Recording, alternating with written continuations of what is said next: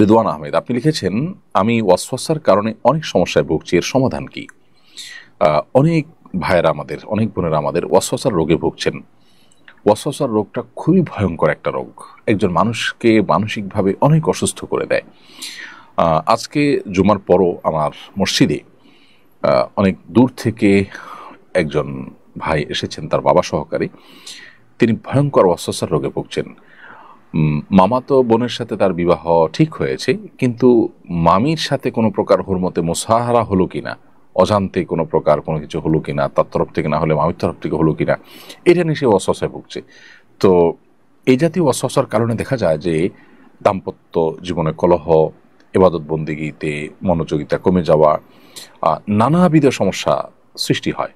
উজু করতে গিয়ে দেখা যায় 10 বার 20 বার হাত ধোয়া হচ্ছে, এবং হাত মুখ ধোয়া হলো কিনা, শুকিয়ে থাকলো কিনা কোনো জায়গা, এই অহেতুক সংশয়, এটা নিয়ে দেখা যায় যে 10 বার 20 বার 30 বার পর্যন্ত ধোয়ার কাজ করা হচ্ছে, এদিকে জামাত শেষ হয়ে যাচ্ছে।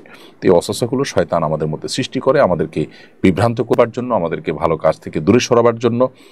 এগুলোর জন্য দুটি করণীয় আমাদের আছে। প্রথমত, ভালো কোনো মানসিক ডাক্তার আমরা দেখাতে পারি, বিশেষ করে দিনদার যদি মানসিক ডাক্তার হয় তাহলে ভালো হয়।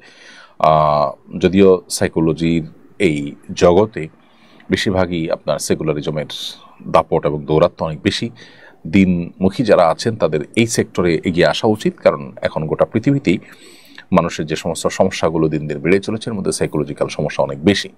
সো এখানে ভালো কোনো সাইকিয়াট্রিস্ট, সাইকোলজিস্টের শরণাপন্ন হওয়া, এটা একটা ব্যাপার। আর দ্বিতীয়ত হলো ভালো কোনো রাকি শরণাপন্ন হওয়া। সোশ্যাল মিডিয়াতে বা বিভিন্ন আপনার ইয়েতে, প্লে স্টোর, অ্যাপ স্টোর, এগুলোতেই আপনি যদি ওয়াসওয়াসার রুকিয়া লিখে সার্চ দেন, তাহলে হয়তো আপনি অনেক রুকিয়ার অ্যাডভাইস পাবেন, সেটাকে আপনি অনুসরণ বা ফলো করতে পারেন।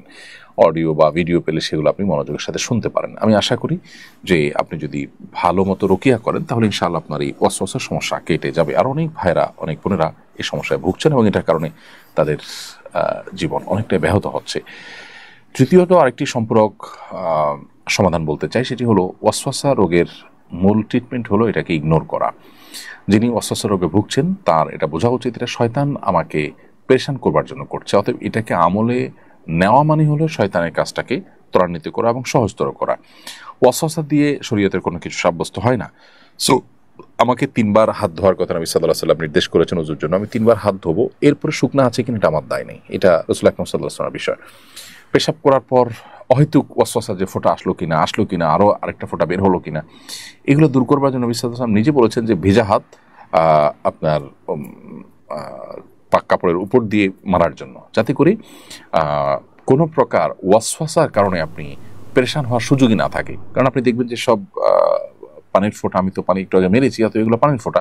সো কোনো কিছু উজু করতে গিয়ে একটু পানি দেখলাম, আর এটা পেশাব বের হলো কিনা, এটা নিয়ে আমি অহেতুক পেরেশানিতে পড়ে গেলাম, আবার কাপড় পাল্টাপাল্টিতে চলে গেলাম, এদিকে জামাত শেষ হয়ে গেল।